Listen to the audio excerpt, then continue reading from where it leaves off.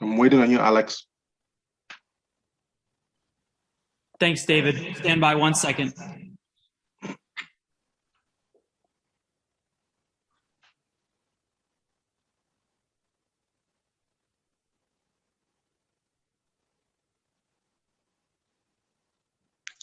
So would you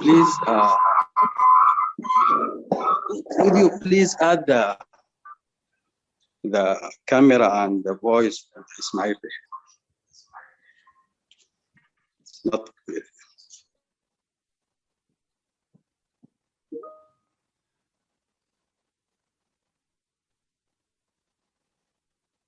Okay, David, we're going to be getting started here in 5, 4, 3.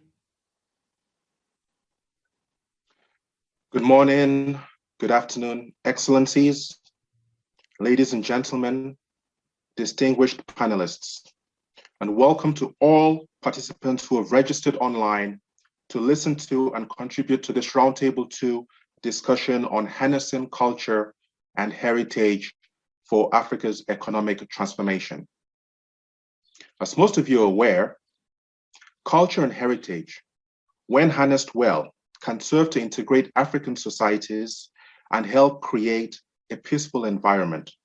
But most importantly, it can contribute to socio-economic development and poverty eradication. It is precisely for this reason that the African Union chose arts, culture, and heritage, levers for building the Africa we want, as the theme for this year, 2021. The United Nations Office of the Special Advisor on Africa, with a mandate to coordinate global advocacy in support of Africa's peace, security, and development, is organizing this roundtable discussion to highlight the importance of this theme and to shed the spotlight on the continent's cultural identity, history, heritage, and achievements through this year's Africa Dialogue series under the theme Cultural Identity and Ownership, Reshaping Mindsets. Now, before we start this roundtable discussion, please be informed that interpretation is available through the Zoom platform in English, French, Arabic, and Portuguese. For a better experience, please mute the original audio when selecting one of the interpretation languages. Should you have any problems in selecting your preferred language or in muting the original language, kindly ensure that you have the latest version of the app or using a compatible browser.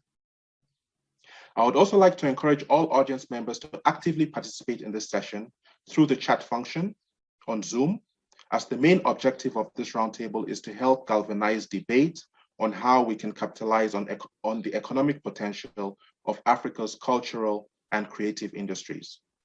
Please ask as many questions as possible to the panelists. Your perspectives are very much welcome, as we wish to promote innovative ideas, approaches, and analysis that will help enhance national, continental, and international support for Africa's cultural and creative industries. The moderator for this session, Mr. Mohammed Juma, will attempt to ask as many of your questions to the panelists during the question and answer segment, and hopefully will help strengthen your voices for greater diversity of ideas on this topic. So without further ado, I will now introduce our moderator who will guide the rest of the session. Mr. Mohammed Juma is the Chief of the Africa Unit, World Heritage Center at UNESCO. He has worked as an urban planner and urban conservator in Zanzibar, Tanzania. He is an expert in historic cities in Africa and works to promote and safeguard African natural and cultural heritages by advocating a balance between development and promotion of culture to enable and drive sustainable development. Over to you, Mr. Juma.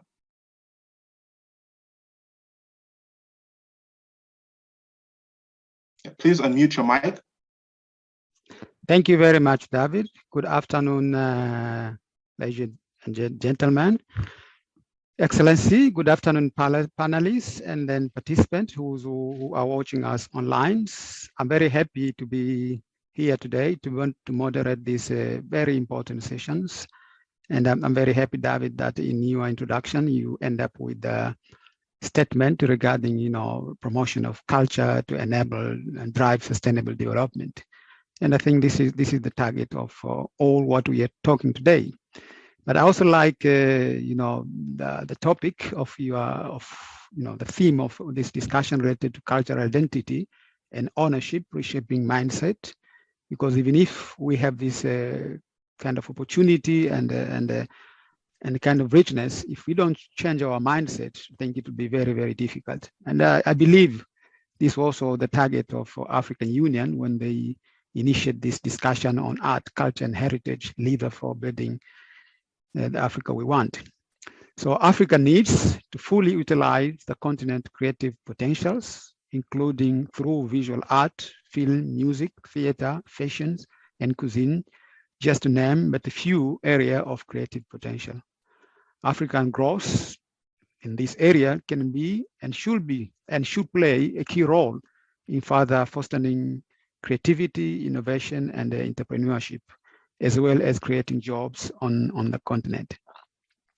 Now, please allow me to introduce our first panelist to help us elaborate on these issues, how she sees we can take those steps to sustainable development and using, creativity and African richness when it comes to culture to reach that target. So our first panelist is going to be Ms. Ahuna Eziekonwa, Assistant Secretary General and the Director of Regional Bureau of Africa, United Nations Development Program, UNDP.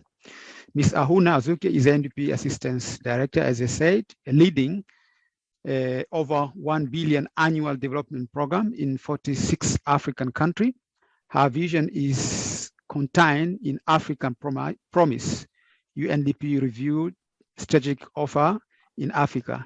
She established African Influencer for Development, AE4D, UNDP Tony Elimuli Foundation Partnership, Africa Young Women Leadership Initiative, Africa Innovative Magazine, and Africa Borderland Center. She served in Ethiopia, Uganda, Lesotho as a UN resident humanitarian coordinator and was Chief Africa in UNSHA. She's a graduate of Columbia University School of International and Public Affairs, Harvard Kennedy School's Executive Program, and the University of Benin. Now, Excellency, I'm going to ask you the first question. Which policies are needed to make national creative economies more attractive to foreign direct investment and ensure that creative arts are a major contributor to African growth and transformation through job creation and social inclusion? Over to you, Excellency.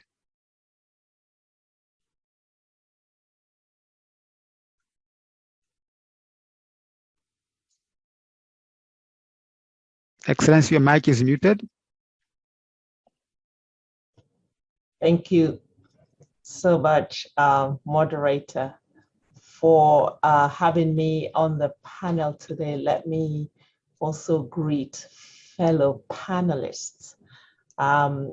It's really a pleasure to be joining you on this panel for a topic that is all important for Africa's development. Before I just get to your specific question, please, let me say that, that this notion of culture and heritage as a significant part of economic development is now widely accepted, and this is why perhaps we're talking about it now. Over the last 2 decades, we have witnessed, of course, rising growth of nature, culture, and heritage tourism in select parts of the continent. We have also seen the ingenuity of African creatives in both music and films. We only have to turn to Nollywood phenomenon, which has created Africa being the second or third largest film industry, having the second largest industry in the world, the African fashion industry, which I consider part of the culture, has also had moments of immense recognition in the last few years. And this in turn has triggered a dynamic process of economic development spurred on by increased diversification, productivity, and innovation. So, in answering your question, I think it's important for the public sector to recognize this potential that is now being realized through such initiatives and private activity, and particularly the efforts of the youth. So the resources are there within the African population, the talent exists. How do you liberate this so that we can realize the full potential of this sector for transformation? So in terms of public sector investments and policies, I think the first is on regulation. We need to make sure that we no longer on this continent have entertained a regulatory environment that actually impedes progress and the opportunities that we're seeing among these populations. Those who are operating in this environment are not usually the people in power and the people who are in the political environment. So they don't have the access that is needed readily there to be able to create that enabling environment. So public sector must create the enabling environment for the flourishing of this immense talent that we see in this area of culture heritage, including the potential for tourism, creating the enabling environment. Policy changes need to happen there so that regulation is much more friendly, much more conducive, and not one that actually serves as an obstacle. So the regulatory environment, I think, we need to invest in making that more conducive for the sector. That's one that I would like to put on the table. There is, of course, also in that financing, how do we invest the right kind of budget, the requisite budgetary allocation for all of these initiatives to bloom. So governments have to take culture and heritage seriously and the way you do that is by the evidence that you show in your budgetary allocations for the ministries, the institutions that advance this heritage and the culture. And thirdly, I think, is in the study, in the academic study and the emphasis that we place on investing, when people are studying in this area, there is a temptation to relegate it to, useless, because it's not science, it's not engineering. And yet, we devalue in our academic investments this area. And I think that needs to change in terms of policy, that governments, in looking at the development trajectory of a country, need to begin to place a greater value on the discipline of culture and heritage and its study at university, and encourage more young people to be in this area rather than de-incentivize, because incentives are given to those who are studying in the area of science and technology, but hardly those who study in the area of culture and heritage and tourism. So just 3 points I wanted to add. Thank you very much, Excellence. I'm very happy in our discussion. We started to talk mindset. Now you tell us, no, let's liberate images. We change mindset. But the first thing is liberate image of youth. And then you tell us about the 3 points, which is, we take note of the policies, budgeting, but all, you do study and you do research on that area. Now let's go to the second panelist. And on behalf of our Commissioner for Health, Humanitarian Affairs and Social Development, the Africa Union Commission. We have honored to have with us Ms. Angela Metin, who is head of cultural division at the Department of Health, Humanitarian Affairs and Social Development of the Africa Union. So as I said, Angela is the head of cultural division, and her main duty include the coordination of development of art, culture and heritage, continental policy, and moving and monitoring the implementation of such policy by African Union member states, as well as by Pan-African cultural institution. Currently, the art, cultural heritage sector has been following main continental policies, the Charter of African Cultural Renaissance, the African Union Plan for Action on Cultural Heritage and Creative Industry, the African Union Model Law on Protection of Cultural Property and Heritage, the status of African audiovisual cinema and the commissions, as well as the main African Union Framework for Development, the AU Agenda 2063, which has specific inspiration for art, culture, and heritage. Ms. Martin is the overall coordinator of this the implementation of Africa Union themes of year of 2021, which is art, culture, heritage, lever for development, and lever for building the Africa we want.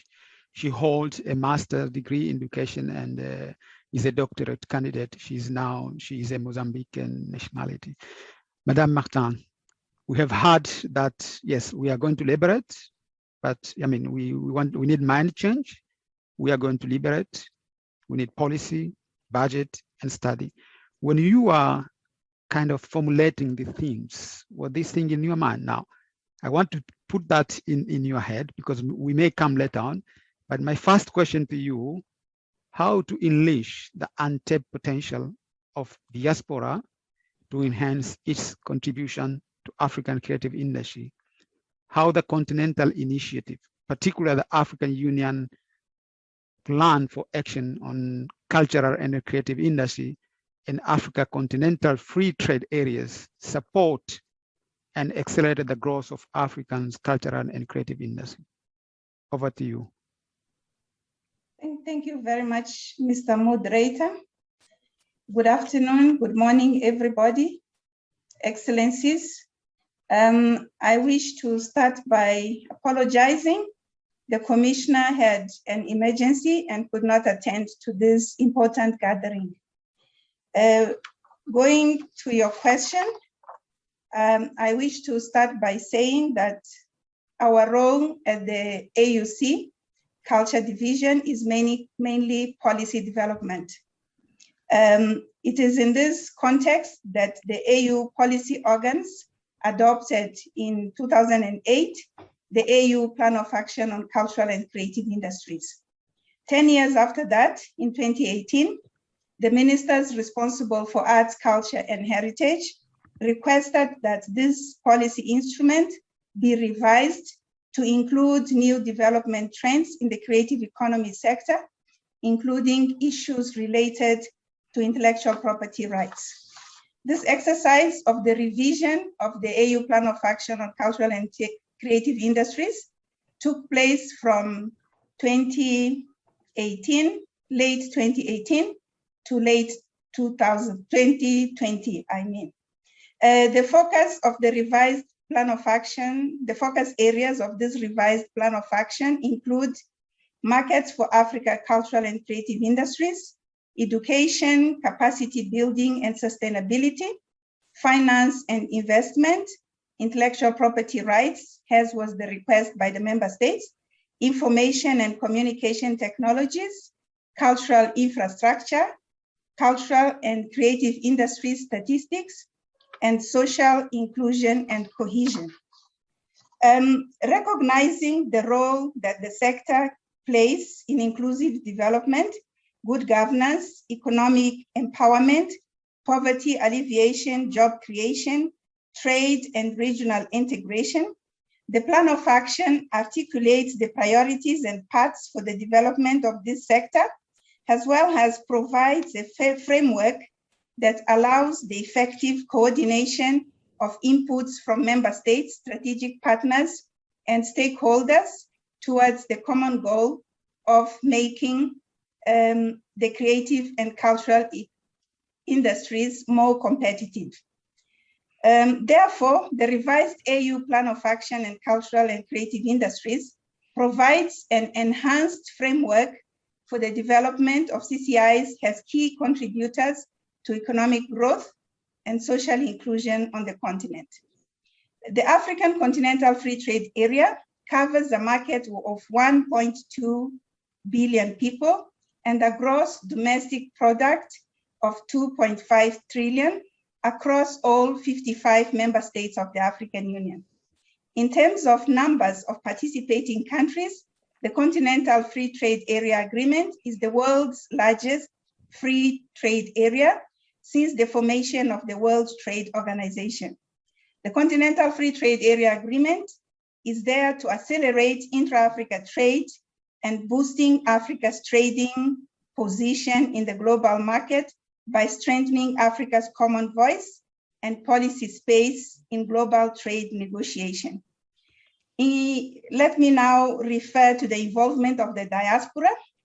The AUC has a permanent forum for involvement with the diaspora, which is spearheaded by the CEDAW Directorate, but also with regards to cultural and creative industries, we have a Pan-African Cultural Congress, which is a forum that we use to get inputs from the diaspora and the civil society organizations working in the culture and creative sector to the policies that we develop. For instance, for the revision of the AU Plan of Action on Cultural and Creative Industries, we took the request by member states to the 5th Pan-African Cultural Congress, which was held in 2018, and they provided their contributions to the revision of this process.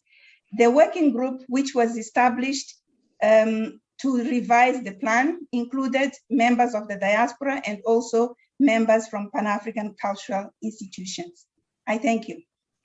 Thank you very much for this elaboration and give us ideas how African Union has taken this issue seriously and then is starting to put down some policies and action plan, and especially this African Union Plan of Action on Culture and Creativity. Also, you have shown us the role of diaspora when it comes to these ideas and how they participate on this. Now I'll go to someone, I mean, to another panelist. I think he is the profile of what we are talking today. And I mean, here we have a Patrick Kabanda, and he's artist himself. He's the author on art and culture and African intellectual property and the international trade development. And Patrick, his first book, The Creative Wealth of Nation, was published in May 2018 by Cambridge University Press, with forwarded by philosopher and Nobel economist Amartya Sen, a Julian-trained organist and a Fletcher-trained international affairs professional.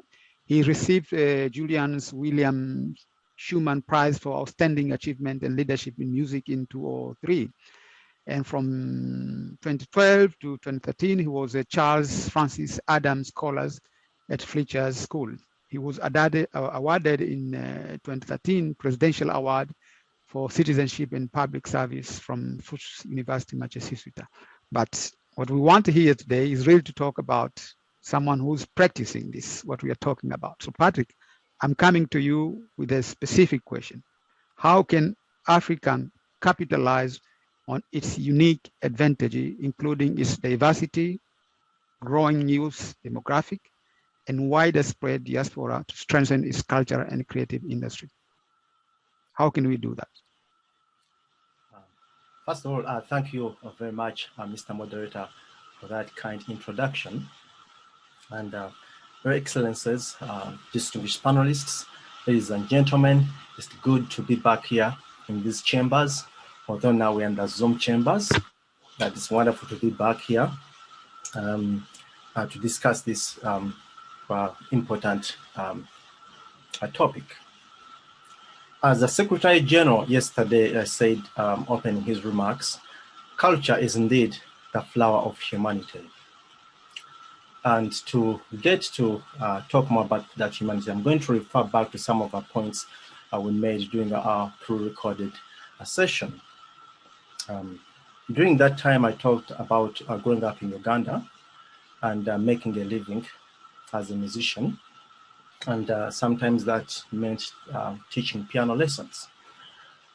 But it was quite difficult to find books to use to teach piano. But there's one book which I got my hands on and used it often. And I remember the first statement in my book, which has never really left my heart. The statement went like something like this: interest is the first teacher, or interest is the greatest teacher. I've never really forgotten that statement, because it occurred to me that you may have the best books, you may have the best instruments, you may have the best teachers. If you don't have interest, you're not going to be able to really make much progress. Especially some of you play instruments, trying to learn something, a song or something, it's really quite not difficult. It takes a lot of time. And to become a virtuoso, you really have to work so hard, because it's just tedious work of practicing so hard. So I want to relate that observation to what we are talking about today. But first of all, I also have to acknowledge that a lot has been done.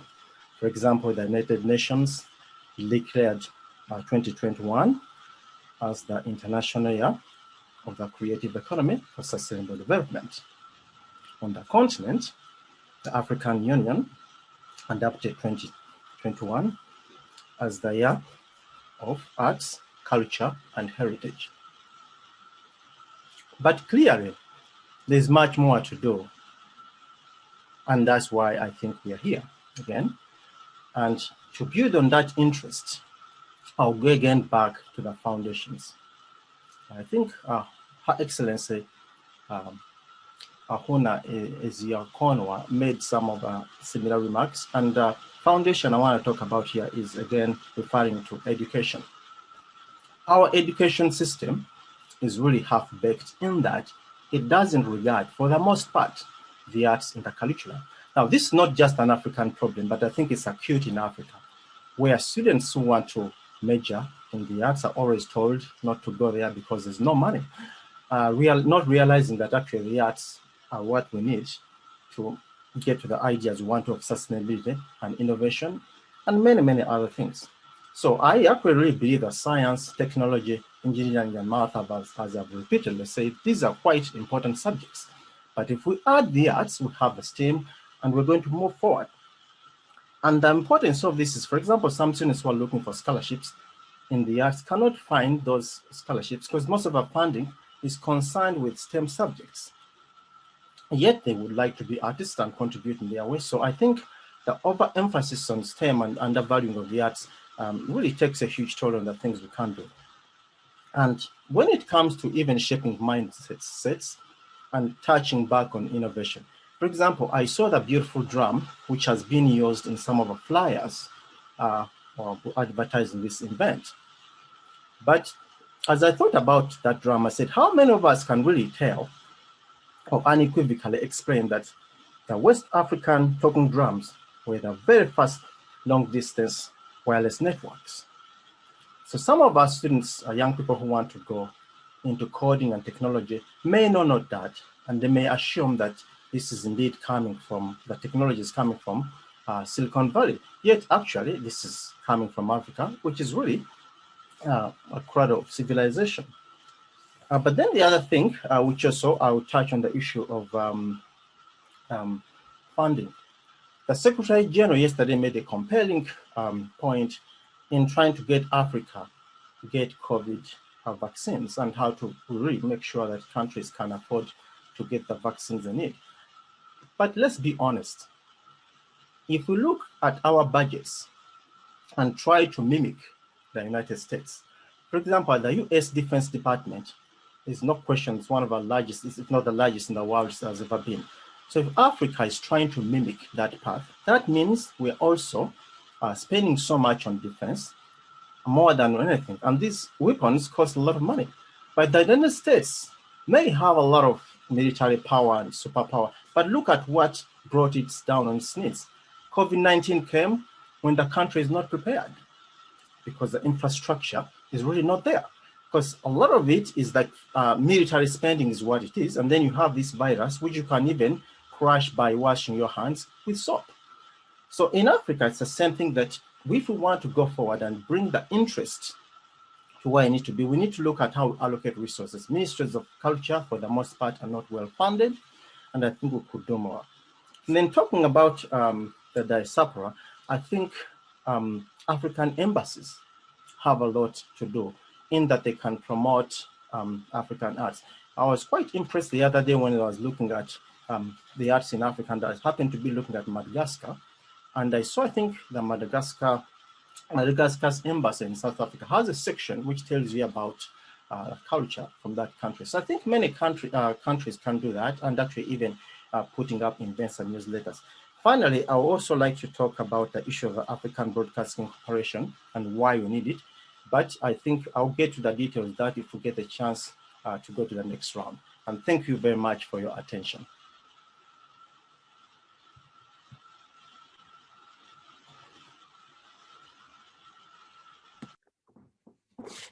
You're muted, Mr. Juma. Sorry.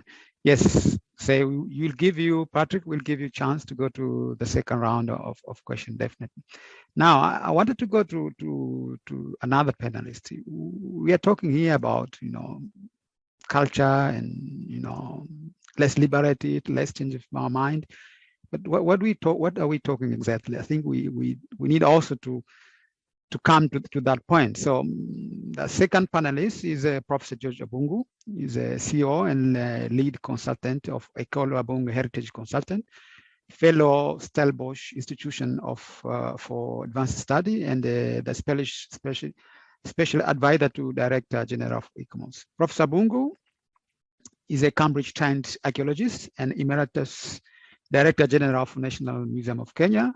He is the founding chairman of International Standing Committee on the Traffic Illicit Antiquities and the Center for Heritage Development in Africa, CHEDA.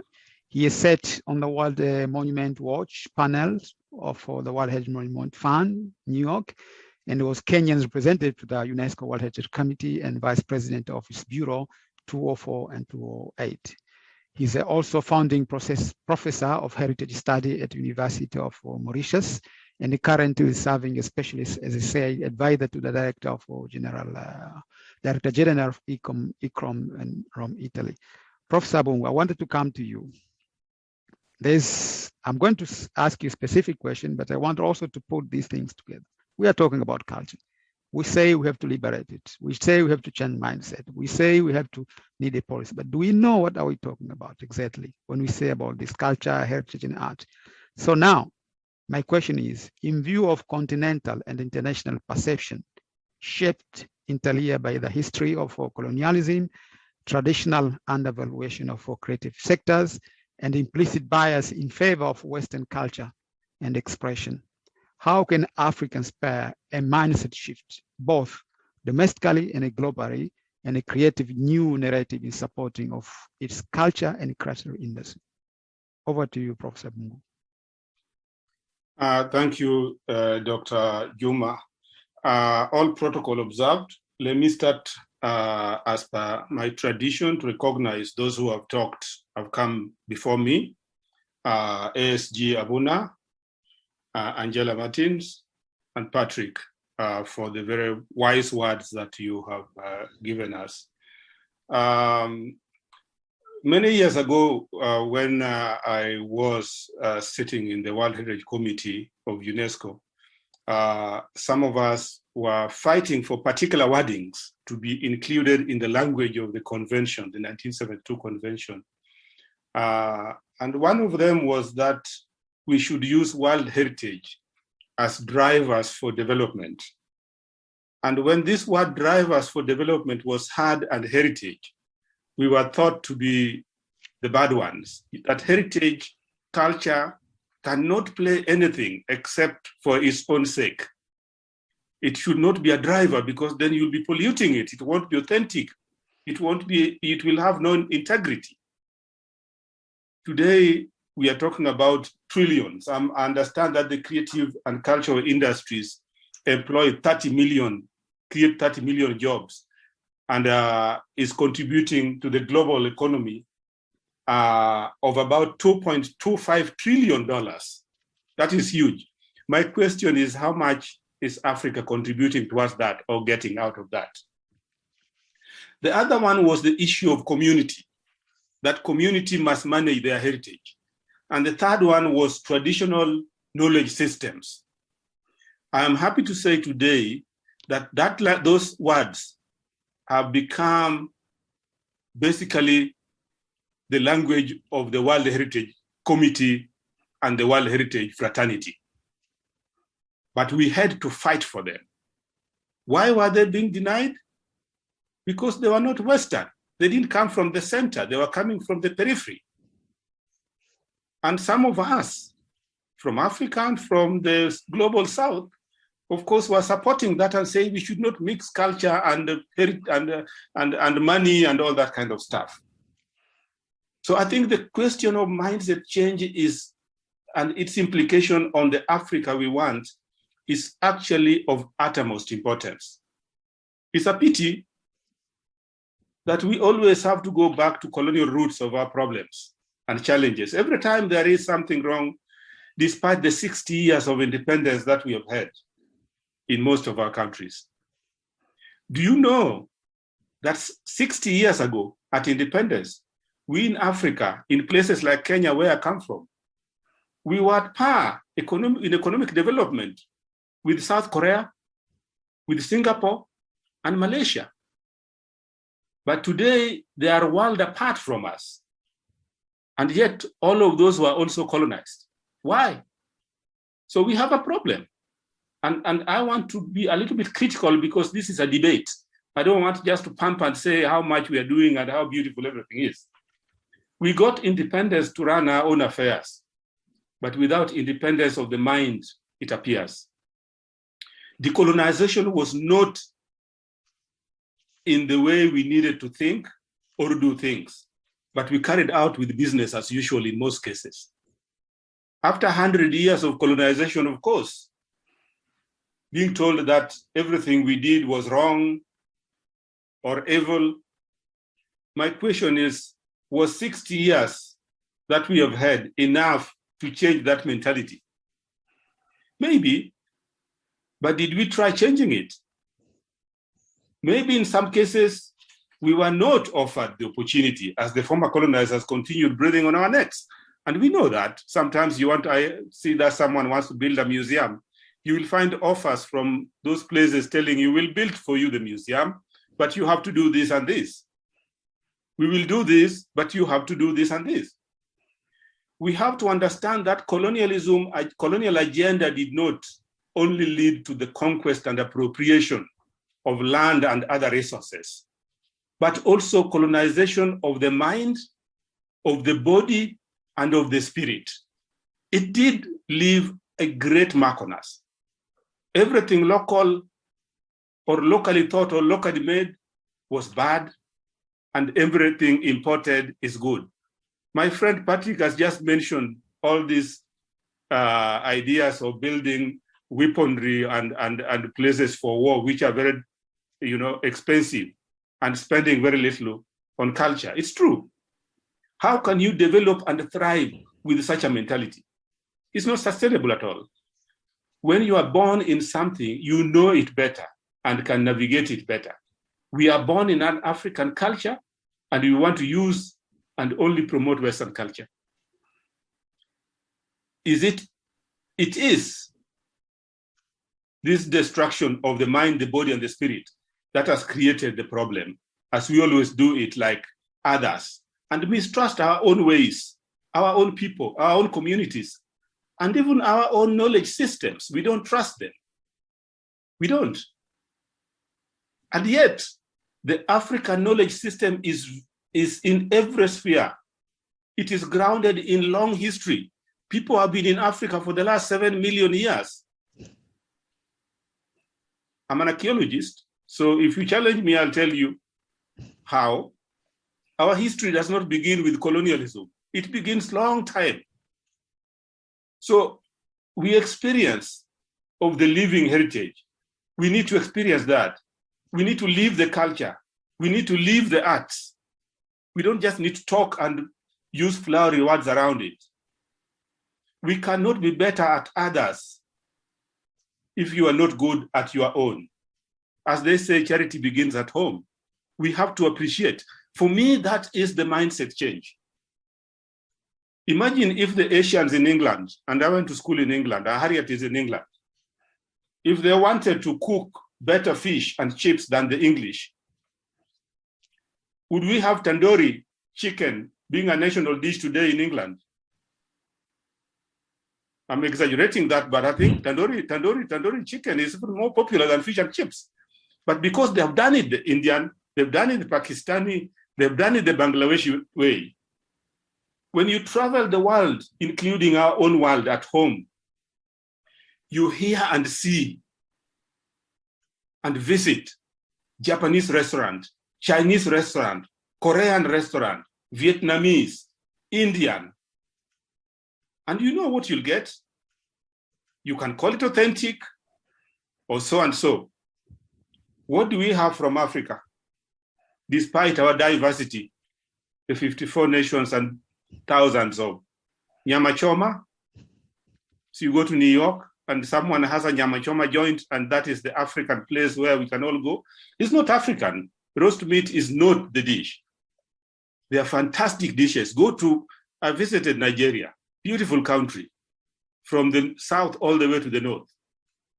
The place where I ate the most diversified food. In Kenya, in Mozambique, in Uganda, in South Africa. But do we promote these cuisines? Why not? Because of the mindset, someone else is better. So it has to start with us. We have to decolonize our minds, our spirit, and our body, and not think that you can only be learned if you behave like or speak like the other one up in the north. There are many sciences, not one science, as some of the indigenous communities have said. And Africa, through its heritages, has shown that many of the contemporary medicines, for example, are derived not only through the discovery of herbs that we have in the continent, but through the knowledge of the elders who pass it on to Western scholars, ranging from botanists, biologists, ecologists, but all of them don't even acknowledge this, that it's African origin, or that they got that knowledge from the elders, because we have no strategies and laws and policies to protect this. Maybe South Africa has, and they followed one time and succeeded, but most places, nothing doing. With due respect, and I want to congratulate Angela because she sits on the back, but she drives the process on those cultural issues, I know, at African Union. And to make this a reality, that now we are talking about culture, heritage, and arts as levers for development in this country is really, a congratulation to you and your team. But did it have to take 60 years for the African Union to realize that culture, heritage, and arts matter and should play a central role in the economic and social development of our nations, in the Africa that we want? But now that we have, can we move together, collectively accept that inborn knowledge and our heritage is key to any development? So that instead of fighting over borders or resources or oil or whatever it is, that we come together and start thinking together and using the knowledge, the collective knowledge, as a resource. We can ask how Asian tigers made it, despite the fact that we can be much more fluent in English, French, Portuguese, Spanish than them.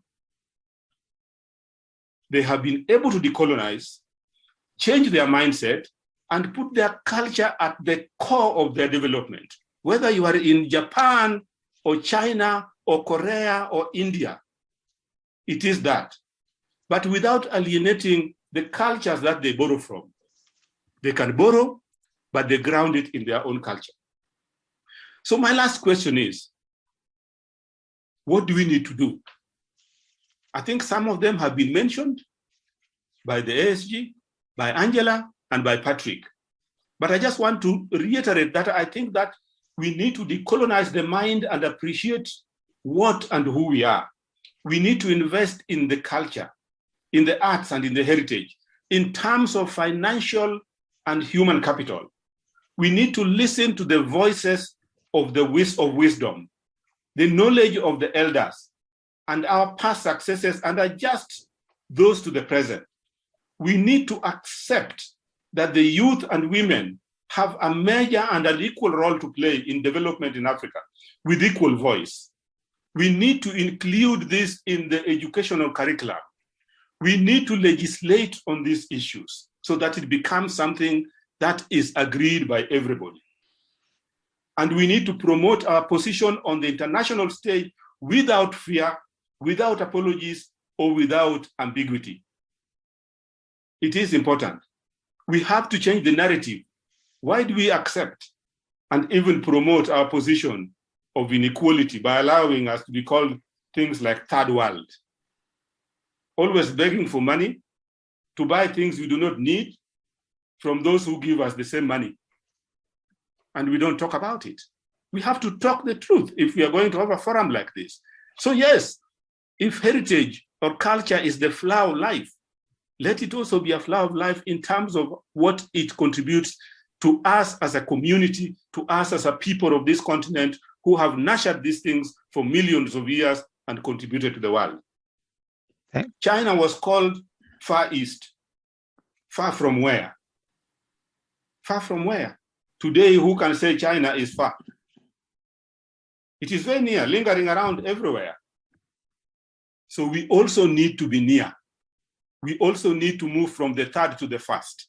And we can only do that if we change our mindset, if we believe in what we do, if we agree that our mind was contaminated at some stage and we need to actually come up and stand our ground and say yes. And it starts with culture, with the heritage, and with the arts. Thank you very much. Thank you very much, Dr. Bong, for that very powerful. Yes, decolonize mind, body, and spirit, and go local. This is very, very important. As you said, anything we're doing in terms of development, culture should be the core of it. But I think there's also issue of finance and how those artists, they are, because there are youth in Africa who was doing it. We have artists like Patrick who are doing those kind of things. But do they profit? Do they profit in terms of their activities? And I think we need to hear also from those experts who know about these very intricate issues of how do you sustain your creativity. Now I wanted to call another panelist, Dr. Harris Deacons. He's an expert of intangible cultural heritage and intellectual property law, visiting researcher fellows for Coventry University, United Kingdom. As I say, she's trained in history and anthropology at University of Cape Town, South Africa, and worked as at Robert Island Museum as a researcher and coordinator from 1999 to 2003. She has been doing research on cultural rights and intellectual property laws in Kenya. She has published widely in the field of heritage, laws, and culture, including the International Journal of Cultural Property, the International Journal of Heritage Studies, and African Studies and Critical Studies. Dr. Harrison, we need to liberate our mind. We need to decolonize. We need to go locals. But we have people who are working there. There is finance on all of this. So I wanted to have that in your mind, but I'm going to ask you a specific question. What type of traditional and innovative approach to financing art, education, intellectual property rights can be used to create an enabling and encouraging environment for African creators? What should we do? Thanks very much, Dr. Juma, and building on what George and the others have been saying, I think we're really at a very exciting moment where we can start thinking about culture and heritage as being contributing to economic growth, but not being business as usual. In other words, recognizing the very special nature of culture and heritage in the market. And so what George was saying about decolonizing the mind, and what Patrick was saying about specific kinds of support to the culture and heritage sector. And Huna as well mentioned the importance of seeing it as, liberating creativity. It's not just about, new business models. It's actually about liberating what we have inside us as creators. So if we don't see culture and heritage as business as usual, how do we think about supporting this very particular sector through public policy? I think that looking at the creative sector, there are some special characteristics of it that should inform policy. And the one is that you've got a lot of quite small enterprises that don't have a lot of capital in this sector usually.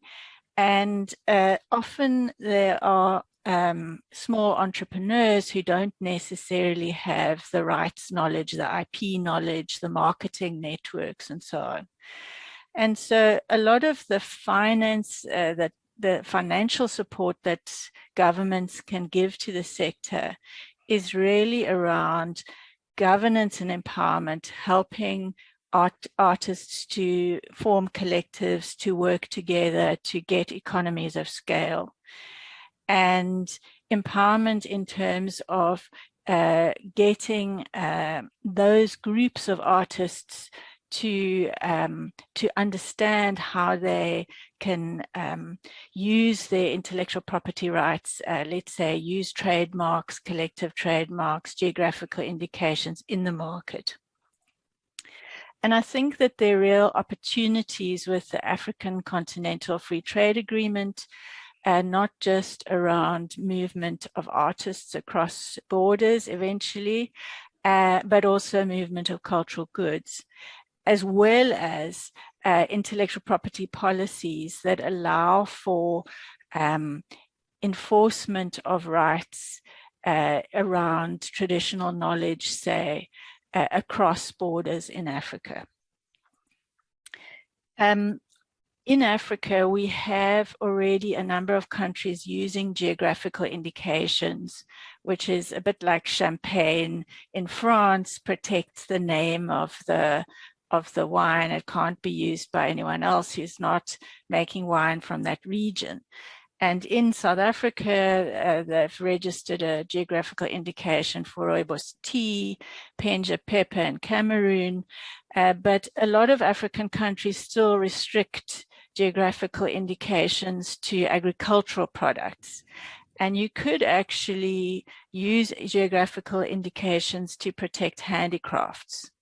India is already doing this, and the EU, the European Union, is considering applying GIs to handicrafts as well. And this is a very nice way of protecting local artists from unfair competition in the market. Let's say from someone coming in and using their local name and selling products that are made, let's say, far away in some foreign factory under that same name. So there are very real advantages to applying these kinds of public policies for local artists. But they can only really work if artists also understand how to use these tools. And the work that I've been doing in India and in Kyrgyzstan on heritage-sensitive intellectual property and marketing strategies, or what we call HIPAMs, has started to develop models where you have, what we're proposing is to have a hub, a training hub, where you bring artists in and you talk to them about the very specific business skills that can help people in the creative and the heritage industries. And because the cultural industries are not business as usual, they often need very particular kind of help around intellectual property rights or marketing strategies. And so that's the kind of model that I think can be very helpful. One of the things I noticed in India was that there's a lot of rural development policies that actually really assist artists. So for example, with insurance or pensions for artists, simply because they are artists. And this is part of a rural development strategy. I feel like many African countries, I'd say South Africa is a particular example, we have not focused enough on rural development strategies. And there, that is where the creative industries could perhaps play a role. I think the African diaspora can also assist with this. I know Angela was saying some exciting things around that as well. And I think that the diaspora can help not just in terms of changing the discourse around Africa beyond the continent, in the places where they are, and building this new image, this first image that George was talking about, but equally in terms of creating market opportunities and linkages for creatives on the African continent. In the HiPAMS project, just as a final comment, we felt that in order to think about the creative industries and particularly the heritage-based creative industries, we need to think about four dimensions, governance and empowerment. And I spoke about the policy issues around that, reputation, and that's both reputation in terms of how we feel about it, what George was saying around decolonization, as well as how we are perceived in the market. And then we also need to think about what are our bank of heritage skills and knowledge? What is it that we have that's important? And we need to think about how we innovate on top of that. And how do we innovate in a way that we also protect that, the roots of that? And so I feel that thinking about all these four dimensions will help to guide some of the cultural policies so that they're not just treating cultural and heritage as business as usual. Thanks, Dr. Thank you Jimmy. very much, Dr. Harry. That was very, very powerful. I mean, yes, as you have given us another new words, which I really like them.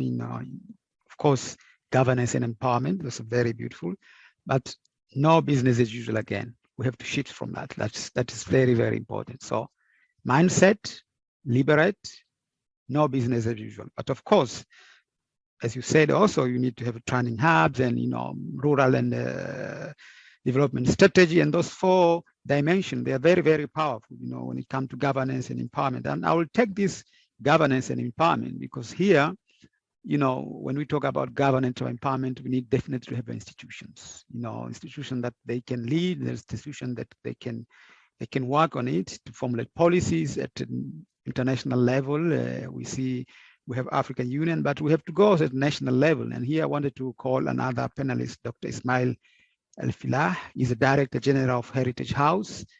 Elfadil is a training center of art, culture, and media production and documentation based in Khartoum. Dr. Elfadil is a PhD in ethnology, geography, and Islamic study from Beirut University, Federal Republic of Germany.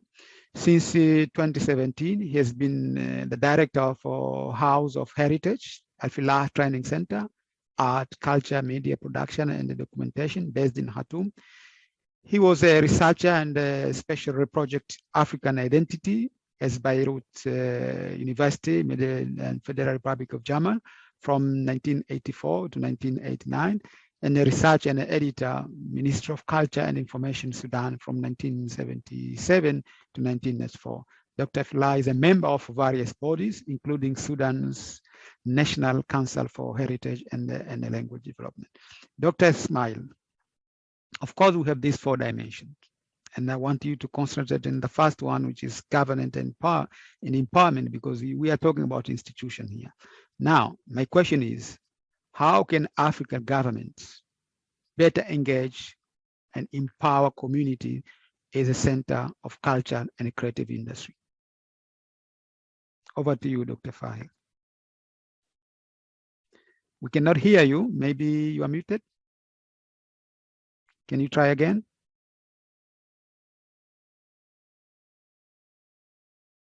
Please try again.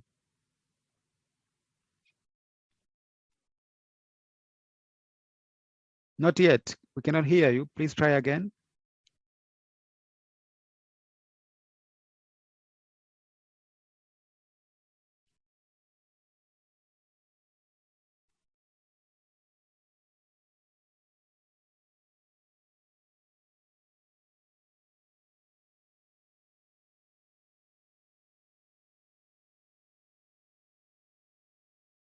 Can you try again, please?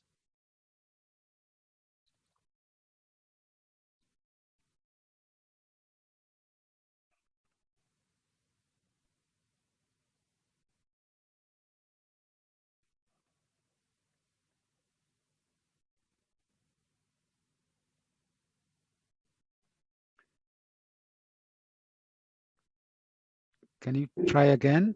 Yes, now we can hear some noise. Not yet. Anyway, we'll come back to you, Dr. Fla. Just look at that connectivity. We'll come back to you. Now I'm going to another panelist, Dr. Marisa Hedson, Creative Economy. Dr. Marisa, when we were discussing about this, Dr. George Abungu, he told us about these giants in Asia. We talk about Singapore and of course Malaysia. Of course, issue of economy is also important, but I'm going to introduce you first. Dr. Marisa is the Chief of Creative Economy Programs in UNCTAD, a program which aims to support development countries to maximize the trade and development chance of creative economy and use their rich supply of creativity and cultural assets to generate employment and reduce poverty. Marisa received a PhD in International Political Economy from University of Warwick, UK, and Master International Relations from Flascos, Argentina. Before joining UNCTAD, Marisa worked at the mission of Argentina in Geneva, dealing with the WTO issues, and the House of Commons in London, working with the then Labour Shadow Minister on development. She has taught at University of Leuven, both in England and Argentina. So I was saying that, at the moment, there is of course forces of economic development. We wanted development. We are talking today that this cinema industry in Nigeria is the second one, below Bollywood, and probably to be the first one very soon. So all of these are complexity which need to be really put in a continental level and how people can do that. So my question is specific in this: how can a continental initiative, particularly the African continental free trade area, support, accelerate the growth of African cultural and creative industry? Thank you very much. Thank you for the floor. It is a great honor for UNCTAD to be here to address this important meeting on the African Dialogue Series on Harnessing Culture and Heritage for Economic Transformation. Allow me to congratulate the United Nations Office of the Special Advisor on Africa and UNESCO for this event, and thank them for the opportunity to discuss and highlight how continental initiative, particularly the African Continental Free Trade Area, can support and accelerate the growth of Africa's culture and creative industries. UNCTAD attaches great importance to culture and creative industries because of their profound implications for trade and development. Particularly in today's information economy, knowledge and creativity are fast becoming powerful engines driving sustainable economic growth. This is certainly the case in the services sector.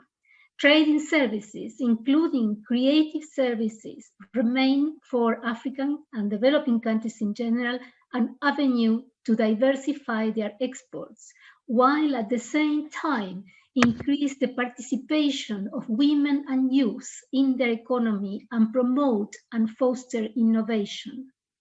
The services sector consists of a variety of economic activities, ranging from those creative business facilitating services, such as advertising, market research, and opinion services, architecture, and other technical services related to tourism, to those that are cross-cutting enabling services, such as education, information, and communication technology, and other cultural and creative services. The impact of COVID-19 on services sector has been massive.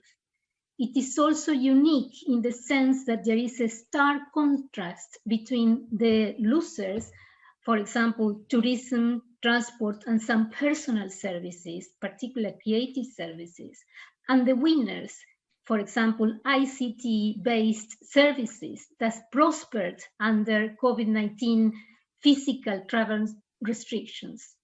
Strong services, particularly ICT-enabled services, including content creation services, recreation, and research and development, all are creative services, are important requirements for enhancing manufacturing supply capacity that is needed for a stable socio-economic recovery from the COVID-19 pandemic. The challenge is that most countries in Africa would benefit from a stronger regulatory framework necessary for the services sector to flourish.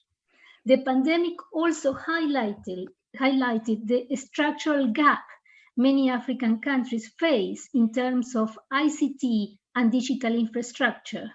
The gap is more likely to have prevented many African countries from transforming their economy in a way to minimize socioeconomic impact under COVID-19. COVID-19 has devastated the cultural and creative industries worldwide and deepened its pre-existing vulnerabilities.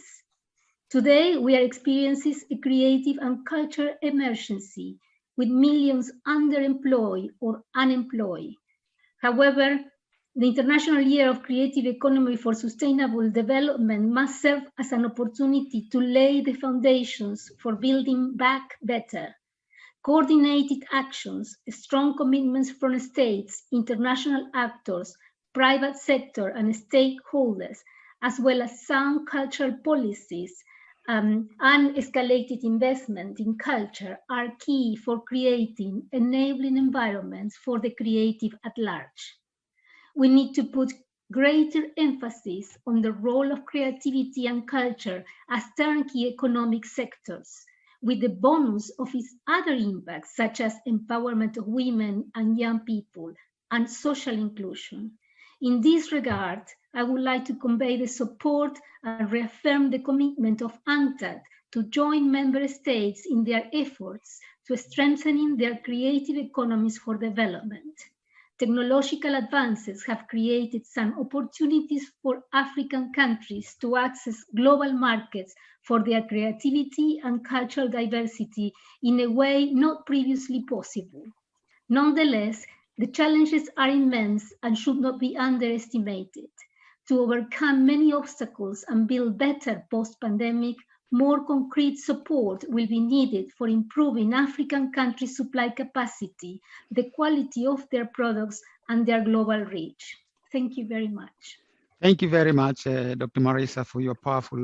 We really understand that this service sector need to be looked again, and you come back again with the idea of sound cultural policy. We are still there to build back better. Thank you very much. And as you say, the cultural sector has to be really economic now in Africa. This is very good advice, and you went down to creative industry. Now I wanted to go back to Dr. Salah, Dr. Filah, if we can have you. Dr. Filah, can you try again? Still, we cannot hear you. Can you try again, please?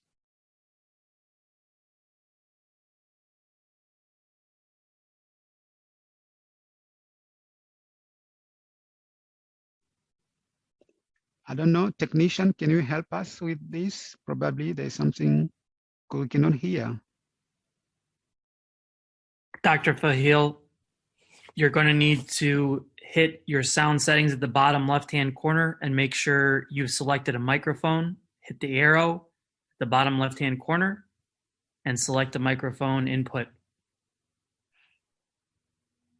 So we'll come back to you again, but let's look at our people who are looking at this discussion and this debate and see what they are saying and some question. I mean, we have a question to Angela Martin from one of our listener, and the question is, how is African Union Commission going to tangibly support creative protection in culture and creative industry? Will there be a fund? This is a question to you, Angela. Thank you, Mr. Juma. And I thank the participant who asked the question. Like I mentioned in my intervention, our role is to support member states in developing their national policies with regards to cultural and creative industries.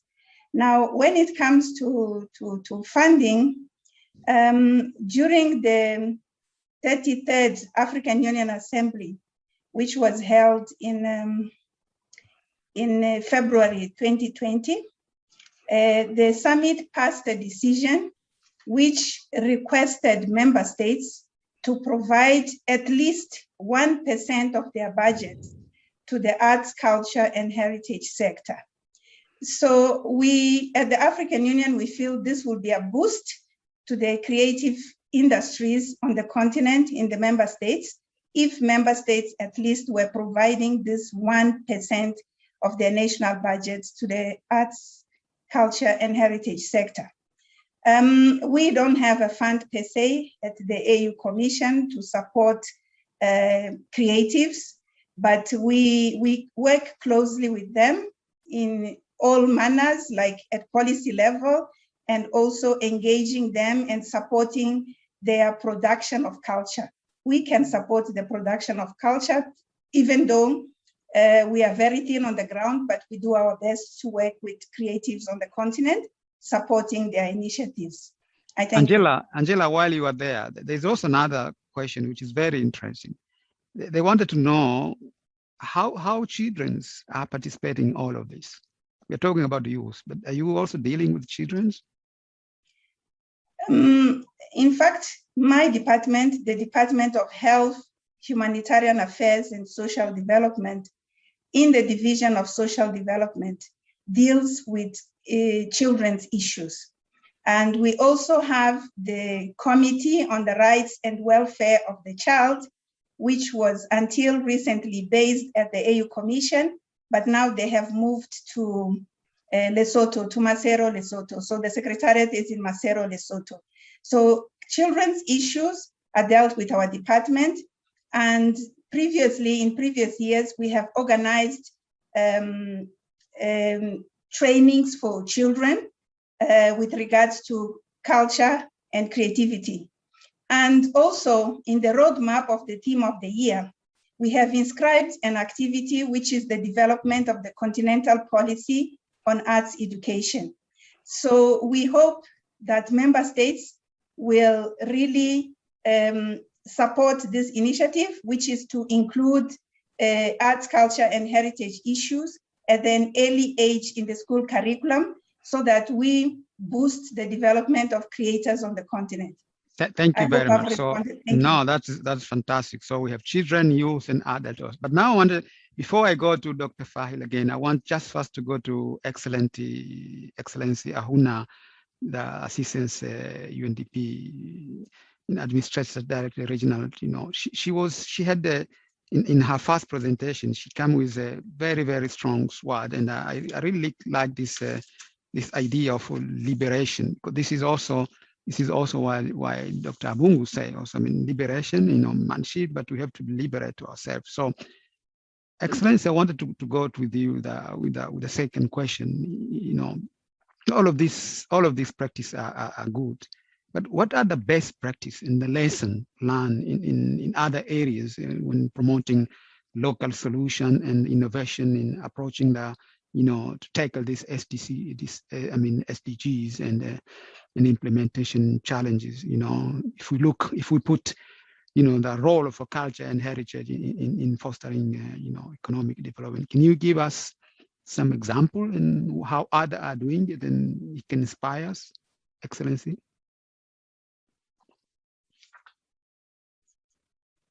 Your mic is muted, please. Thank you so much. You know, I was listening very carefully to all the speakers, very inspiring indeed.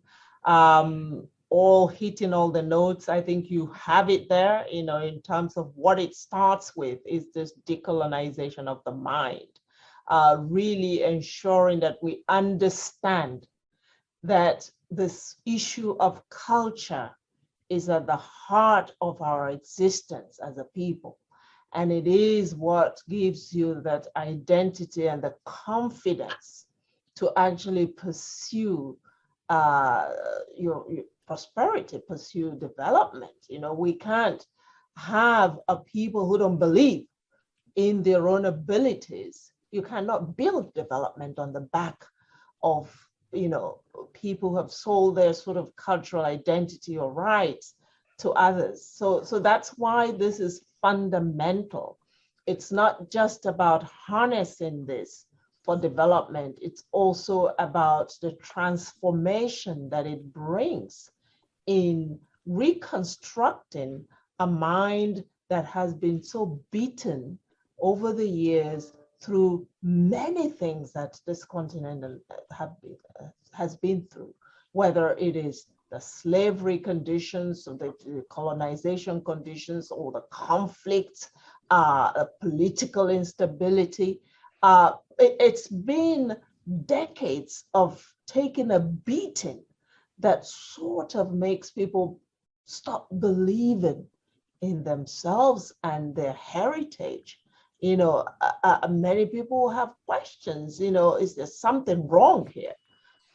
If this, you know, negativity is always applied to a continent that is otherwise so rich, not only in its cultural endowment, but also in its mineral endowment and in its endowment of its people. This is the youngest continent on earth.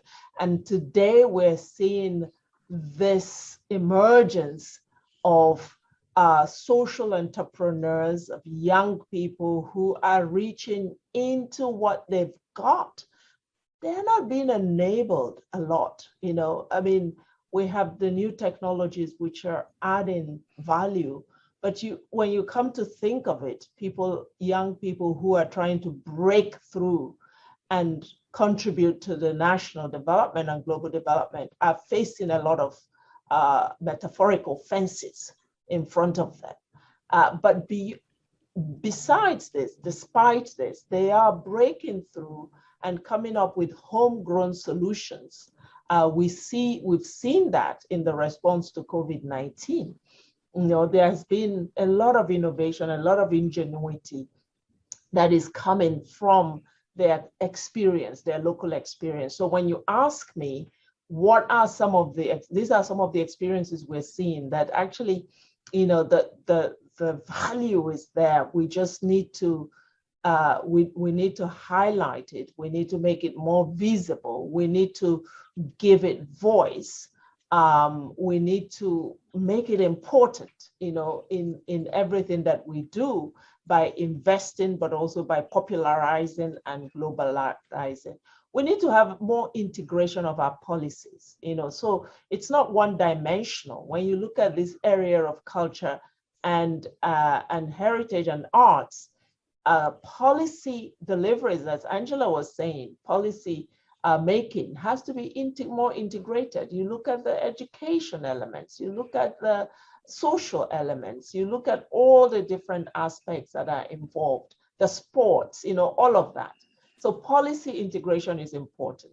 The second one I think is really key is facilitation and capacity building of cultural industries to access the market, and that goes to the entire value chain of how they access the market. Transportation, for instance, will find that a lot of the cultural industries that are trying to do, for instance, art exhibitions, very difficult to transport their goods from Cape to Cairo, Cairo to Cape, from Addis Ababa to Dakar.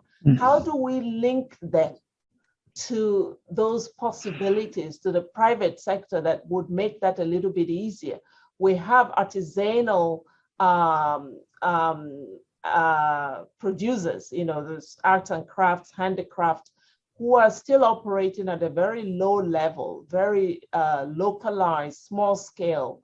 How do we scale this? How do we bring their goods to the market? Harriet talked about the African Continental Free Trade Area, which is a very good example of how to do this.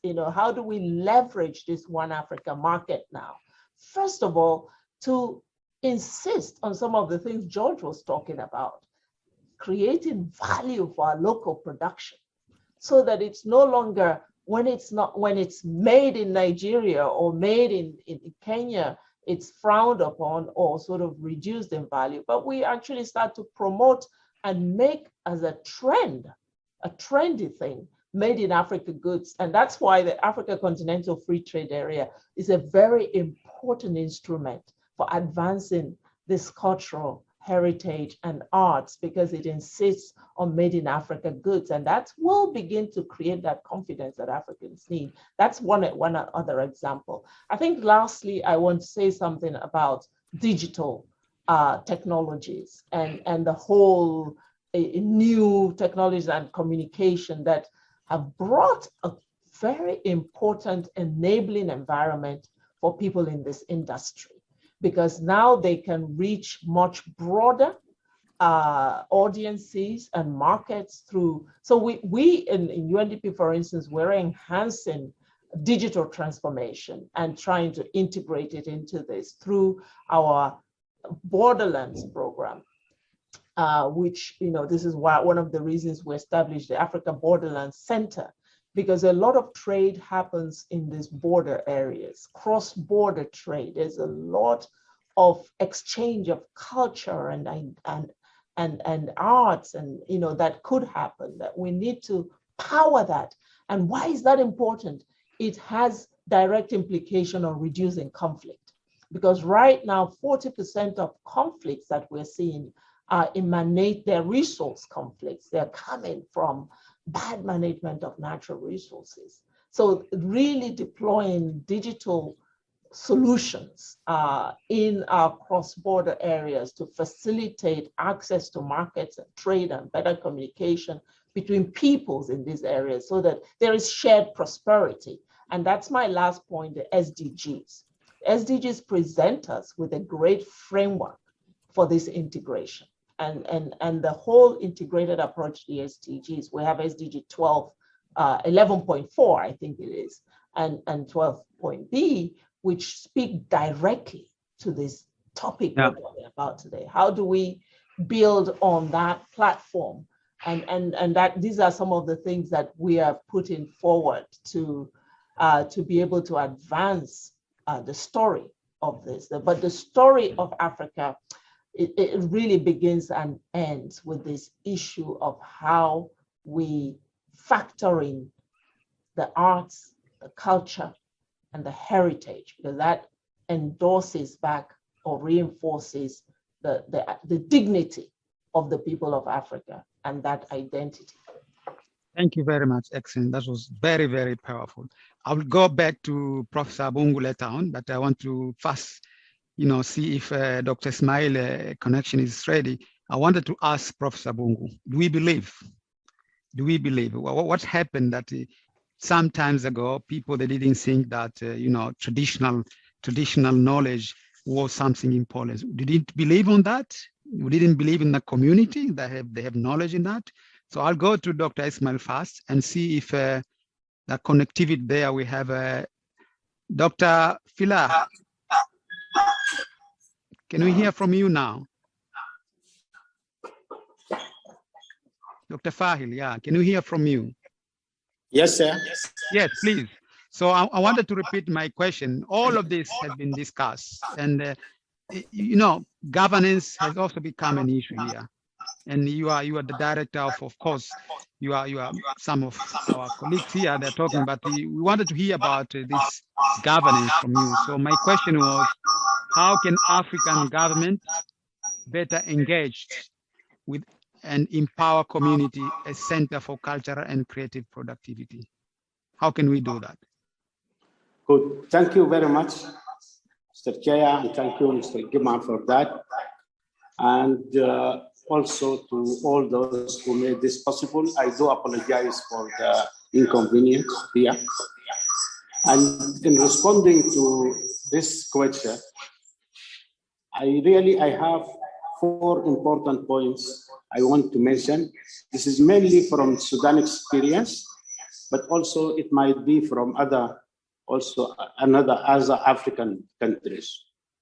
The point number 1, that governments should officially recognize and declare culture as an important key element for solving our chronic problems of civil war, poverty, hunger, displacement, and political unrest. And of course, also, it is very important for the sustainable development. The second point, that government must confess that Sudan and maybe other African countries are facing a major problem of youth unemployment.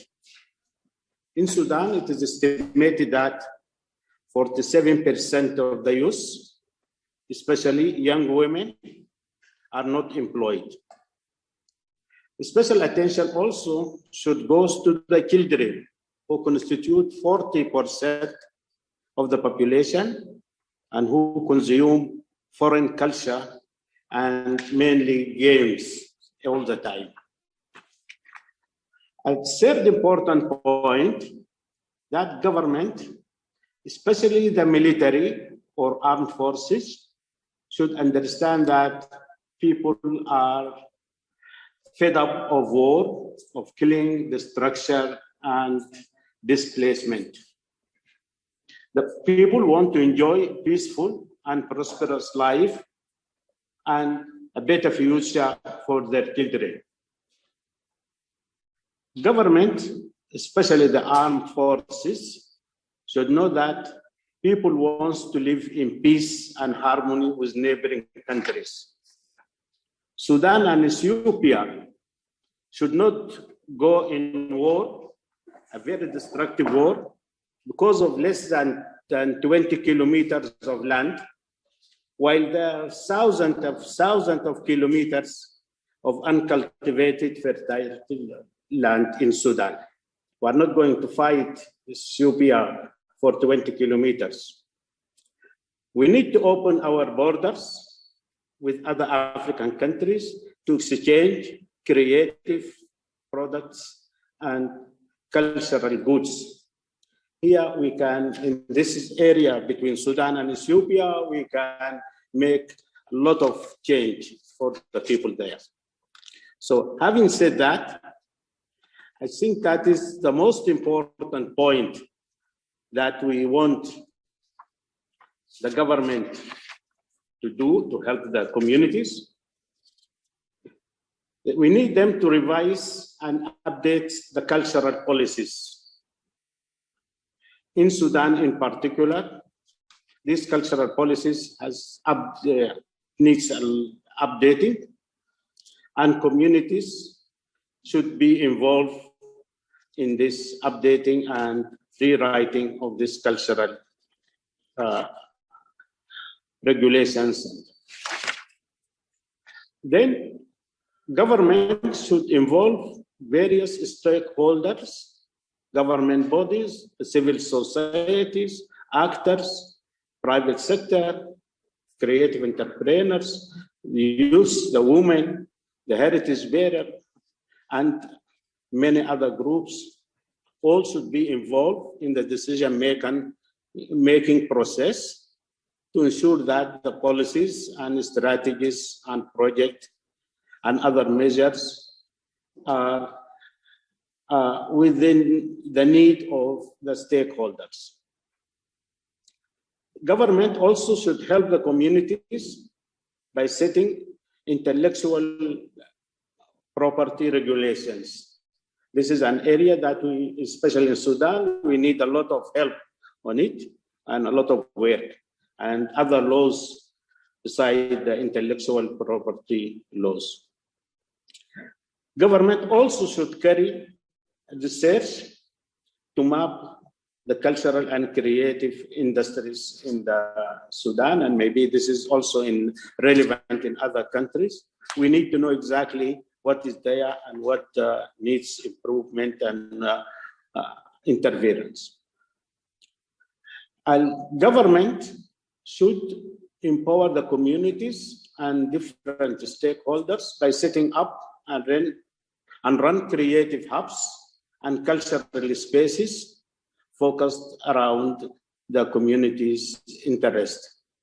We have here one big problem now in Sudan, that most of the cultural places now has been used by the government for other reasons.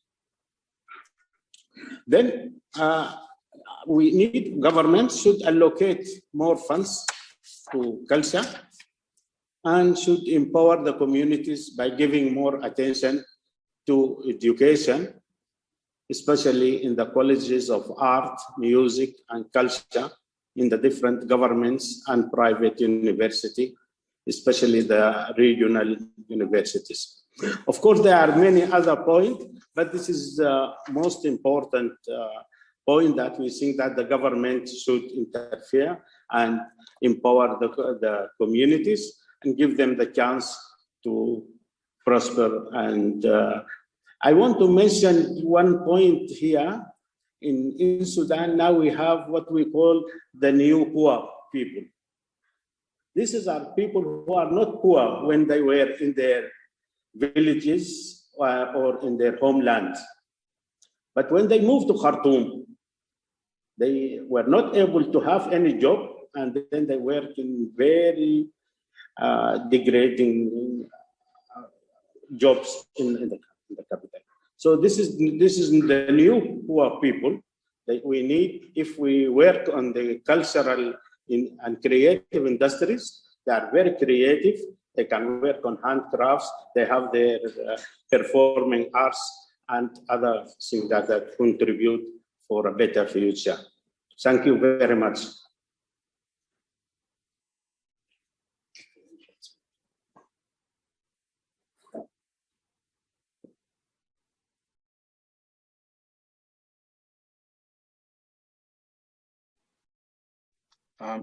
Dr. Juma, you're muted.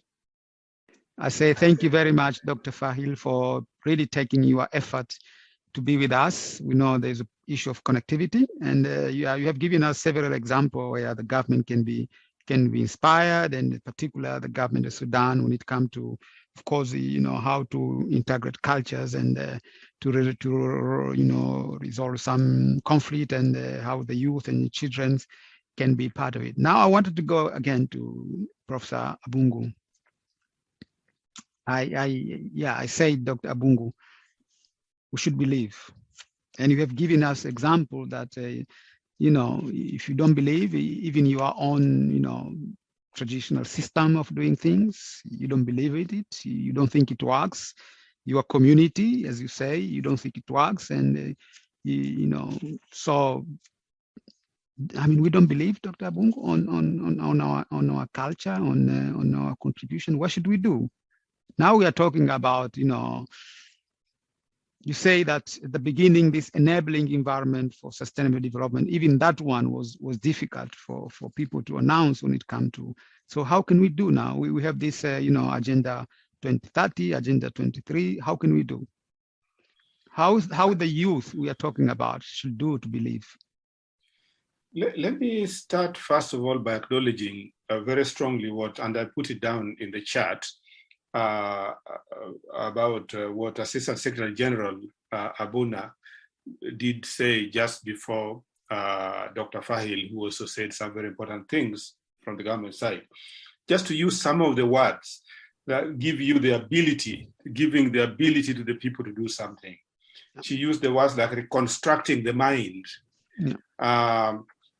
taking over the ability. These are powerful words.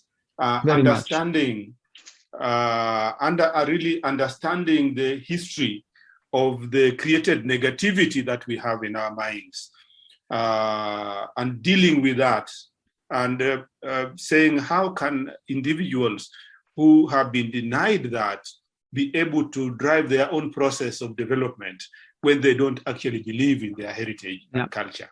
So these are issues that are there. And then I have also seen where Rita Koma has just mentioned in the chat that the origin of innovation lies in the traditional knowledge, which are called traditional knowledge systems. And when I started to say there are many sciences, there is no one science, and there is no one center of the world. There are many centers of the world. These are some of the things that we need to deconstruct, this idea of the knowledge originates from one particular place and goes to other places. Yet there are so many knowledges. And if traditional knowledge system is the innovation, then we have it. We talked about medicine. Most of the medicine is based on the plant life that we have, which we have in here, we have in Asia, we have in South America, and which have been utilized and which were utilized by our great-great-grandparents for many years. Yes, now they have been made into pharmaceutical products, but that knowledge derives from there. We need to acknowledge that.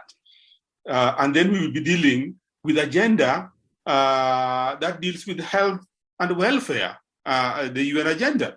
Now, when we talk about architecture, you have been a town planner in Zanzibar. You know what happens there.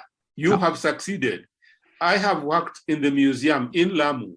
Some of the things that Harriet was talking about, like trying to bring the artists together and help them to understand the language of economics and the language of business, like proposal writing, like investment, like those things. We did them in the 1980s in the Swahili Cultural Center. And those were successful because we wanted to conserve the old towns where people are. But first of all, we said the towns and the buildings and the monuments are nothing if there are no people. People equals that heritage. And so you cannot say that you don't care about the people, but you care about the monuments. You must care about both if you want to succeed, because that knowledge of architecture has been passed over from generation to generation. And so those craftspeople, those masons, those artisans, we have to develop their knowledge to meet the present day's demands. And in that case, we'll be dealing with agenda that looks at communities and urban and city cityscapes. So we already been dealing with that, but we don't accept that. In issues of, we talk about climate and climate change. There are no people who understand climate change than people who live in places like Sudan, like in Somalia, like in the dry areas, because they have to deal with resources that are always migratory, depending on the weather. Now, that also brings the question of sharing and fighting over resources and developing means of conflict resolution. Now, when we are talking about the agenda that deals with peace, I think it's Agenda 16, and we are not talking about the heritage of peace and conflict resolution that is embedded in the traditional knowledge system. What are we talking about? When you come with something from somewhere else and go to these people, they will not understand. They want to be able to sort their problems using their own tradition. And you will only succeed if there is peace. And if that peace is understood in a particular way, in a particular sense, you have to use that. But if you don't believe in it, you will not have it, and therefore you will not be able to meet those agenda, the 2030 agenda. So the issues of environment, look at the kayas, which are World Heritage. They have been protected by communities for generations. Yeah. These are the hubs of the medicinal plants. These are the hubs of biodiversity. These are the hubs of the ecological wellness. And when we talk about the elders, we say, oh, they don't know anything. And how comes they've been protecting them all that time? So you go sit down with these wise people and ask them, why are you protecting this environment? They will tell you why. That is embedded in the traditional knowledge systems. So if we start from the top going down, we'll never work. We have to go back to the grassroots. We have to listen. We don't listen. That is our problem. We always know it all. We want to do it for them without them. And if you do it for me without me, you're against me. We have to do it together. And traditional knowledge systems involve us sitting together, doing together, working together, appreciating things together. And if it comes to the youth that we are talking about, as Yabuna has mentioned, they are transforming the landscapes here. Yep. The new apps in heritage and culture, where you can sit in a vehicle in a traffic jam and you are entertained, are developed by the youth. They understand it even much better than we do at our age. But are we listening to them? We are not engaging them. We are not listening to them. They are the best. So we need to do that. But in addition to that, also engage them and involve them in those traditional knowledge systems for them to listen to the wise men and wise women of the villages who have developed the foundation of that. Thank you. Sorry, very I've much. talked too much, but no, it's okay. I feel So very I wanted close to go to this subject. I want to go Thanks. to Dr. Marisa again because Excellency Ahuna, she said something was very powerful, and I really it's in my mind. She said that there is metaphorical fences in our mind. And now, Dr. Marisa, how can the role of culture be leveraged to drive transformation? There's already metaphorical sense in our mind. How can we use that? Thank you very much. I must say it's an amazing question, and I think I couldn't say it better than Professor Abungu had just expressed that. I mean, he really emphasized what I was going to say, but he said it better. So let's just keep with that. Yes. He mentioned the idea of that in order to peace build, it's important the role of culture and conflict resolution. That link is really powerful. We need to use culture, allow people to be accepted in their own way. I think that's very important. We don't deal with that, but I just truly, we when I said UNCTAD doesn't deal with that, but I think conflict resolution is very important also in economic terms, and I think that's very powerful. The role of youth is also, we are actually, yesterday I had an Insta Live with youth people, because they don't listen to sorry, but this kind of, they don't normally listen to this kind of media, but they do listen to Instagram. So I do also agree with the fact that we need to engage with youth, and particularly youth now in their creative, coming back to the creative services. They are very much involved in technology and services, and they're also embracing creative industries and circular economy. So they bring in the element of sustainability, creative industries, and that will help us to actually build back better with the knowledge. So technology, the technology they use it, but they're also including, they're using already the idea of climate change. So in their minds, this is there already, and I do believe that we can use that. I also think, if you allow me, it was very interesting what one of the panelists meant, how much worldwide the creative industries represented worldwide in terms of contribution of the creative industries worldwide. And they asked, well, how much is for Africa? And I just really like to emphasize that, and I think we are common with UNESCO on this, that we need really to have to build data, correct data, more data from Africa, so as to provide policymakers with data they can formulate policy decisions based on data. So I think we need to use this opportunity to encourage government officials to go back and try to provide and build the capacity building to get the right data, so as governments have the possibility of see how they are, how to build the policy.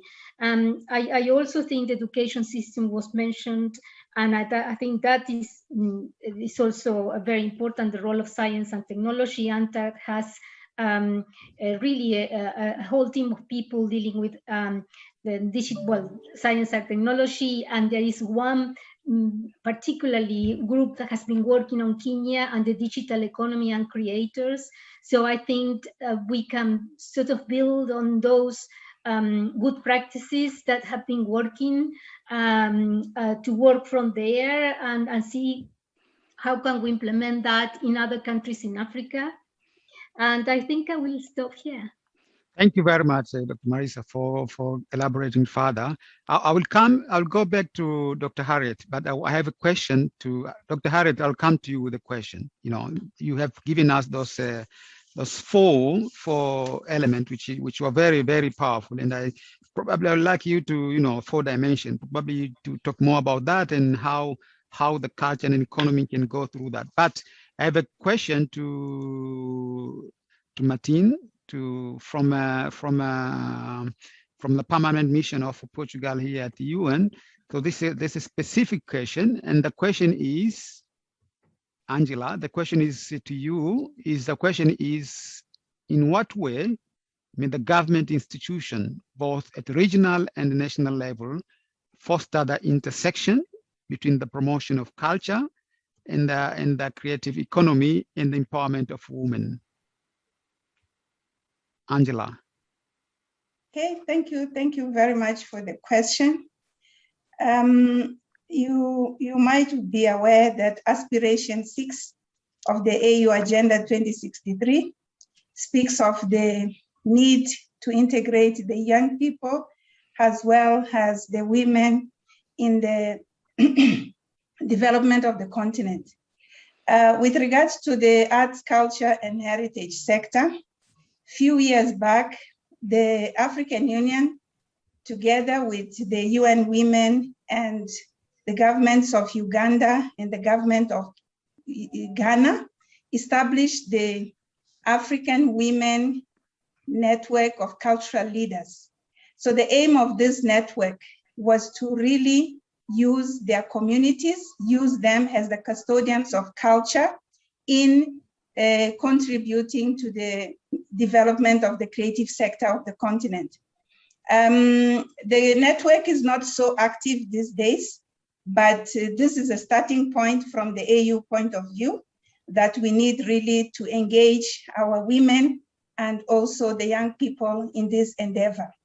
Also, the creative sector creates many opportunities for jobs and job creation for young people as well as for women. So it is important that we continue talking about this and see best ways on how we can really engage them in this regard. I would like also to go back to a question which was raised by Professor Bungu. Quickly, please. Yes. Yeah, please, quickly, yes. Yes, I'll be quick. To say, did we need to wait for 60 years to get the culture agenda on the continent? In fact, in 2006, the culture agenda was also there. This same summit of 2006, which was held in Khartoum, was the summit that established the African World Heritage Fund.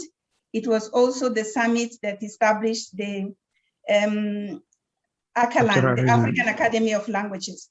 Of course, this is not, it has taken us 15 years to bring back the agenda on the continent.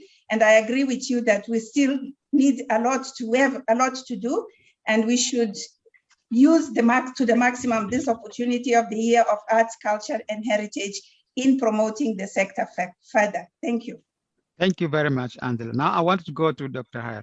Harriet. You have given out this powerful, 4 dimensions. How can you go a little bit in deep on this and, linkage between culture and economic development? If you look at this 4 dimension that you have worked on it, can you say something on that, please? Yeah, thanks, Dr. Juma. I will say something, and I think I'll use the framework to talk about areas where I think we need to look critically and where we have some unfinished business still to discuss. It's been a very rich discussion, so I'll pick up on some of those points. In terms of governance and empowerment, I really think what Marissa was saying about mapping and the data is true, and it's very evident, not just in Africa. I was busy doing some work on the periodic reporting for the Intangible Heritage Convention, speaking to countries in Europe, and there's also very poor data there on this question. The cultural industries worldwide is poorly mapped, and the heritage the way in which heritage contributes to the economy is even worse, mapped even worse. Where this was done in the UK in 2012, I think, for heritage crafts, they showed that it contributed significantly to the British economy. And that's not even usually picked up in the cultural industries data. So we cannot actually, I think, develop good policy unless we start thinking more about this data collection. And then secondly, on the question of reputation, I wanted to just come to this, this question that it's not just whatever the customer wants. And I think there are a lot of tensions, as George was pointing out, in the World Heritage field. When people think about tourism, they think about it damaging a World Heritage site. People are anxious about talking about commercialization of heritage. And I think that there are really some real tensions there. You know, if we have a traditional handicraft, do we just change it automatically to suit the consumer? And there's often tension there because the crafter doesn't have the power sometimes to say no. And so it's very important to establish a reputation and to stand behind some of the heritage skills so that we can defend, you know, some of the practice against the market forces.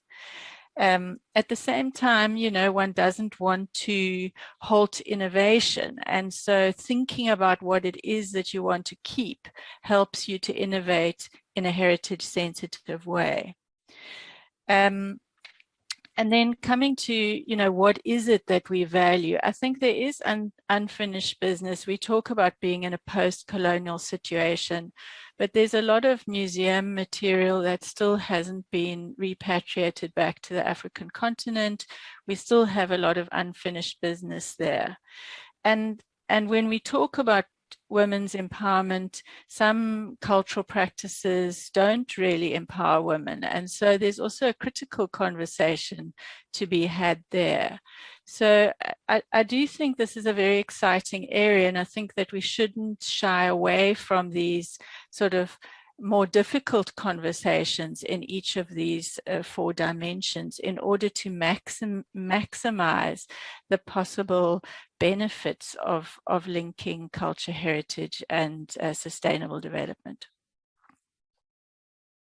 Thank you very much, Dr. Harriet, for really going back. Now, very quick, Patrick. I give an example, and this is your live example. You are artists. You are part of what we are talking about. You know, so what is the effectiveness of this strategy to maximize the role of culture through your own kind of example? How could you say about this, Patrick? Could you repeat your question again? Do you have an example of effective strategies, you know, for maximizing the role of culture? Take yourself as an example. You are artists. You've gone all of this. Okay, yeah, I think that... Very quick, Patrick, just 1-2 minutes. Please. Many panelists touch on the points. I think we have things there. And I think, again, how do we get to this? I think finance is one of the things which is there. A lot of artists I talk to, and even in my case, many times financing their creative work is not easy. Now, I think Miss Angela Martins mentioned the AU, I think, has some sort of fund that they're thinking about. One of the things which could be done, maybe if we are really so interested in this, we should say that everyone who works at AU should contribute 10% of their salaries to start this African Culture Fund. Maybe that should also be something that UN can also look into and people there can help. But also there's the issue of domestic resource mobilization. The great Kofi Annan a few years ago said Africa loses twice as much as it gets in illicit financial aid than it gets in actually aid.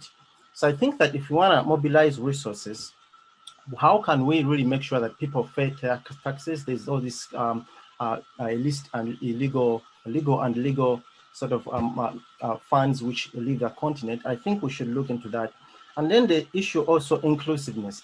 It's not all about going to be growth, but inclusive growth. And finally, the African Broadcasting Corporation, I think we need it because to project an African message in a better way. Thank you. Thank you very much. And yes, this was extremely very powerful and very interesting debate. I feel honored to be with you, all the panelists, and it was extremely important. We have very powerful notion and a concept that we need to work on them again. And as a takeaway, I can say what I've put down in my agenda. I mean, in my notebook. This powerful word. We have to liberate ourselves. Definitely, this is the most important thing. As if you wanted to to take that role of a traditional system, we have to liberate ourselves. We talk about we have to believe. I think this is extremely important. We have to believe in this. Of course, include the children, women. Fill the gap in terms of infrastructures in ICTs. Huge sector for, as Dr. Marisa say, this culture sector should be now the trunk of economic center. Should be there. Sound economic policy. You have all mentioned about this. Geographical indication that Dr. Harris was talking about is extremely important because, as she has said, if we are going to business as usual, it will not work. There is unfair competition, so we have to do something. Rural development strategy, that's other that's an important thing that we have to do. Decolonize mind, body, and spirit. It should start at the local. Georgia Bungu told us it should start very much at the local. Of course, Dr. Ismail gave us several examples on how government of African government need to build infrastructure and institutions. We take that as take away. Of course, there's a need of a wide range of government support to protect cultural education. You have all said that it has to start with education. Galvanizing innovation resources and the financial, also that's important things, mindset of African values and African cultures and identities. So those are the very key element that we have to do with, of course, diasporas. We have to do with the youth. We have to do with the children. We have to do with all African and training them. So, with further ado, we don't have time anymore. I give back to Chairman and just say thank you very much, the panelists, for animating this very critically important debate. Over to you, David. Yeah, thank you so much, Dr. Juma. This was certainly a very illuminating session with very interesting contributions from all the panelists. So I want to take this opportunity to thank you all for your excellent contributions. Particularly to you and Dr. Juma for moderating this session. So to all the audience members that participated, that sent their comments through the chat function, we appreciate your questions. Hopefully there's a lot that we'll take away from this discussion based on what we've heard from the panelists. We really have to emancipate our minds when it comes to culture. We need to change the mindsets. And we need to create the enabling environment so that the creative industries can flourish on the continent. It's a very important message and a message that as a young man, as youth, we're taking it on. Okay, so the roundtable is now coming to an end. I just want to inform that the next session, the geopolitical dimensions of arts, culture, and heritage in Africa, will be held this afternoon at 3 p.m. New York time. So Roundtable 2 is officially closed, but please log back on at 3 p.m. For a continuation of the geopolitical discussions. Thank you so much. Bye-bye. Thank you. Bye-bye.